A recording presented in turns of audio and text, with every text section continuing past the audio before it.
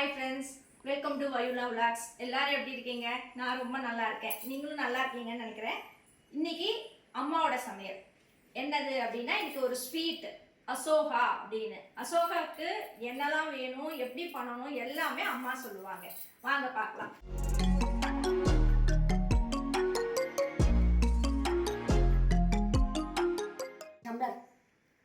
பைத்தம்பருப்பு எடுத்துட்டு அதை வந்து லேசாக சட்டியில் கொஞ்சம் சுடவரை வறுத்துக்க வேண்டியது.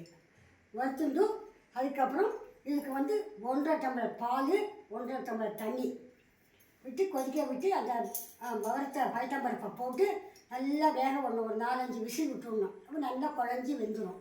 அது வெந்ததுக்கப்புறம் சர்க்கரை இதோட 1க்கு 2 டம்ளர் சர்க்கரை, 1க்கு 2 டம்ளர் சர்க்கரை போட்டுக்கணும். போட்டு அப்படியே நல்லா சூடாக கிண்டணும். கிண்டிகிட்டே இருக்க தேவை. இதால் வந்து இது இந்த கரண்டியால் 1 கரண்டி ரவை, 1.5 டம்ளர் பால், 1.5 டம்ளர் தண்ணி விட்டு இப்போ நல்லா கொதிக்க வச்சுட்டு இதில் லேசாக பைத்தம்பருப்பை வறுத்துட்டு இதில் போட்டு வேக வச்சுட்டேன். வாசனை வர சுட வர வறுத்துட்டு பருப்பை அப்படியே போட்டு வேக வச்சு ஒரு 4-5 விசில் விடலாம். இதோ இப்படி இருக்கணும், இந்த அளவு வெந்திருக்கணும். இல்லைம்மா, குழஞ்சி வெந்திருக்கணும். நல்லா குழஞ்சி இதால் 1 கரண்டி ரவை, 1 கரண்டி மைதா மாவு. இதை வந்து நம்ம எடுத்து வெளியில் வச்சுக்கலாம்.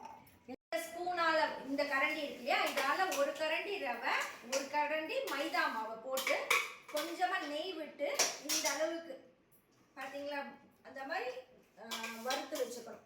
நல்லா செகப்பாக வறுத்து வச்சுக்கணும். குக்கர்லேருந்து இப்போ இதில் வந்து இருப்பு சட்டியில் மாற்றிட்டேன். இந்த வெந்ததை வெந்த பழக்கம் இருக்கேன். இதோட வந்து 2 சர்க்கரை, ஒரு கப்புக்கு 2 சர்க்கரை. 1 கப்புக்கு 2 சர்க்கரை. அதாவது நம்ம ஸ்வீட்டு ரொம்ப ஜாஸ்தியாக இருக்குனாக்கா கொஞ்சம் குறைச்சி போட்டுக்கலாம். இல்லையாக்கும் 1.5 போட்டுவிட்டு 2 போட்டுக்கலாம். சமயம் போல திரிப்பு ரொம்ப கம்மியாக வேணும்னாக்கா கம்மியாக சர்க்கரை போட்டுக்கலாம். 1.5 போட்டு 2 சர்க்கரை போட்டுனா கூட போதும். இல்லைன்னா 1க்கு 2 சர்க்கரை போட்டுக்கலாம். ஆமாம் இல்லையா? ஆமாம். திரிப்பு நல்லா வேணும்னாக்கா 2 சர்க்கரை சரி போட்டு இப்போ இதை கிண்டணும். இதை கிண்டினா இது இலகும். சர்க்கரை போட்டோன்னு நல்லா இலகிட்டு வரும். அது வந்து ரவையும் மைதா மாவும் வறுத்து வச்சுருக்கேன் இந்த செவக்க. அதை வந்து இப்போ நான் வந்து இதில் போட போகிறேன்.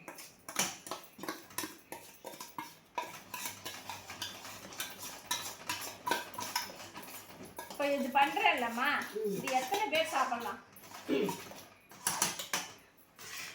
30 பேருக்கு, அதாவது 25 30 பேருக்கு கிண்ணத்தில் போட்டு ஸ்வீட்டு. இந்த அளவு இந்த கரண்டியால் ஒவ்வொரு கரண்டி போட்டு ஸ்வீட்டு ஸ்நாக்ஸுக்கு இது பண்ணி கொடுக்காச்சு. இந்த கரண்டியால் போட்டால் ஒரு 25 பேர் 30 பேர் சாப்பிடலாம். 30 பேருக்கு கொடுக்கலாம். ஓகே. நெய் எப்போ விடணும்? இதுக்கு விட வேண்டியது.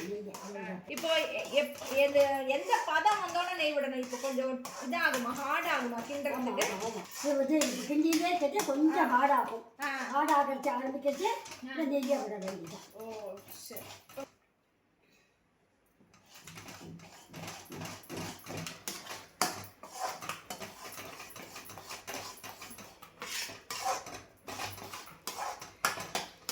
அதான் நெய் வந்து ஒரு 150 கிராம் நெய் வேணும். போடு. ஓகே. ஒரு 150 கிராம் நெய். 8 ஸ்பூன் விட்டுருக்கேன் இதில். சரி.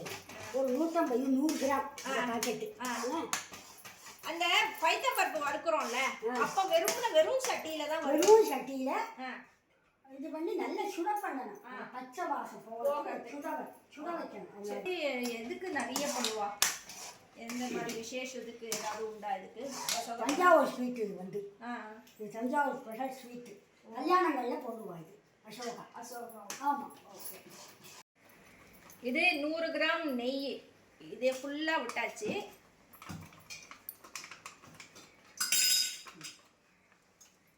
இதுலேயே 50 கிராம் விட்டு அதிலே விட்டுக்கிறியா?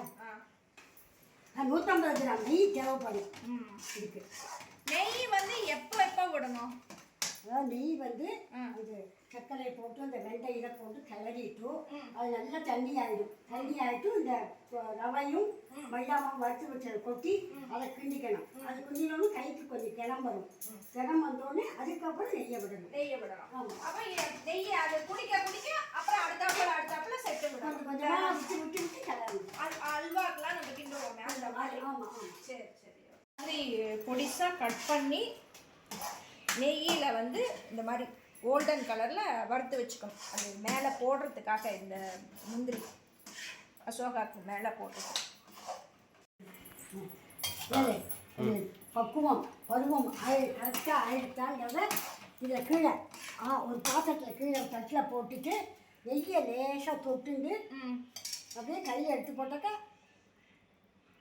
அல்வா மாதிரி ஒட்டாதிக்கு அப்படியே கையில் வந்துடும். இதில் ஒட்டாதிக்கு வந்துடும் கையில். அடுப்பை அணைச்சி விடலாம், சரியாக இருக்கிறது. இப்போ இந்த முந்திரி பருப்பை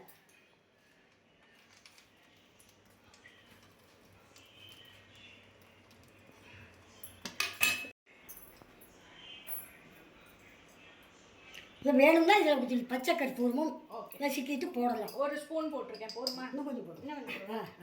1.5 ஸ்பூன் போடும். 1.5 ஸ்பூன் ஏலக்காய் பொடி போட்டு வேணுமானால் கொஞ்சம் பச்சை கற்பூரத்தை சின்னதாக எடுத்து கையில் நசுக்கிட்டு அதை போட்டுன்னா நல்ல வாசனையாக இருக்கும். அவ்வளோதான். பச்சை கற்பூரம் ஆப்ஷனல் தான், வேணுமானா போட்டுக்கலாம்.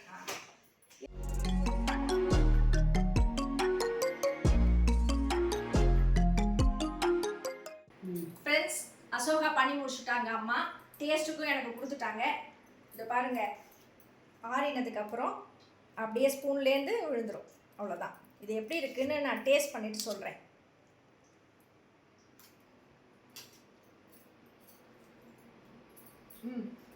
நீ சொல்லாப்புல தான் சுகர் வந்து இதில் அம்மா கரெக்டாக போட்டிருக்கா. கரெக்டாக ஈக்குவலாக இருக்குது. இதுக்கு மேலே உங்களுக்கு சுகர் வேணும்னா இன்னும் கொஞ்சம் ஜாஸ்தி நீங்கள் போட்டுக்கலாம். அம்மா சொன்ன மாதிரி நீங்கள் 1க்கு 2, 2.5 அப்படி கூட போட்டுக்கலாம். இது வந்து கரெக்டாக இருக்குது. அம்மா சொன்ன அளவில் நீங்கள் பண்ணீங்கன்னா சூப்பராக இருக்குமா, செம்மையாக இருக்குமா, ரொம்ப ரொம்ப டேஸ்ட்டாக இருக்குது.